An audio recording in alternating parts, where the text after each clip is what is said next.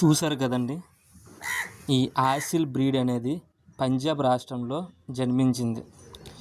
ఆసిల్ కోళ్ళు సాధారణంగా 3.5 కిలోల నుండి 5 కిలోల సుమారు 7.7 - 11 పౌండ్లు బరువు ఉంటాయి.